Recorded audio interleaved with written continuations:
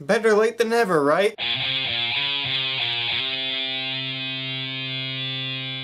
Kick-Ass 2 is a movie that continues the Kick-Ass saga.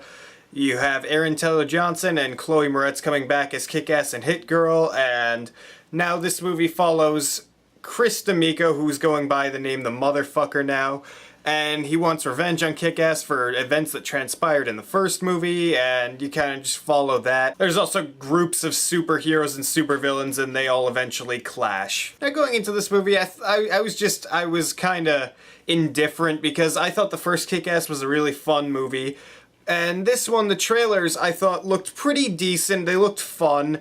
I just didn't feel like we needed a sequel to Kick-Ass, because I didn't. But coming out, I had a lot of fun with Kick-Ass 2. It's a worthy sequel. It keeps with the tone that the first movie set, and it's just a lot of fun. Aaron Taylor-Johnson and Chloe Moretz are both great in this movie.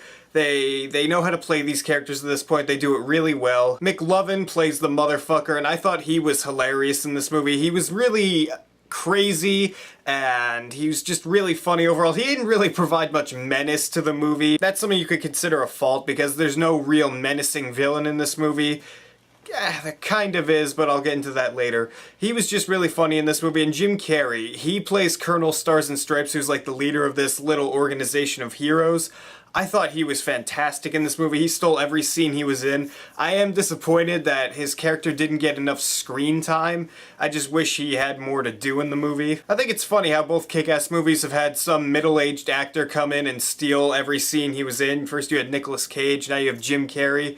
Who's next? I want to know, because now there has to be one in the third one if they make that. This movie is not directed by Matthew Vaughn, so that was something that worried me going in, because I didn't feel like they would be able to recapture what the first one did, and they did actually for the most part. They captured the tone, they made it funny, and there was still ultra-violence in there. It was all really entertaining. The action for the most part is filmed well. It's enjoyable to watch. There are some scenes with shaky cam, and there's some questionable green screen in there too. So that was a little bit off-putting when it was on screen, but other than that, I thought the action was really fun to watch. I also liked how you had some variety for the heroes and villains in this movie, because you had the motherfucker, and he's like the main villain technically of the movie, but the one person that really kicks ass as a villain is Mother Russia, who's like one of the people that he hires for his supervillain group, and she's completely badass in this movie. And it was kind of cool hearing all these different people when they were in like the hero group telling their stories about why they're doing this. And it just, I wouldn't say it's relatable, because I haven't had anyone kill anyone close to me, but it's still interesting to watch. I did have some problems with this movie. This movie is not perfect at all. I said before, I think Jim Carrey should have had more screen time. Some of the action wasn't filmed that well, and I also didn't like how they shoehorned in this story for Hit Girl. And she's going to high school and she's trying to fit in, and I just felt like that's completely not her character. I don't know why she cares about fitting in at school. That doesn't seem like something her character would do.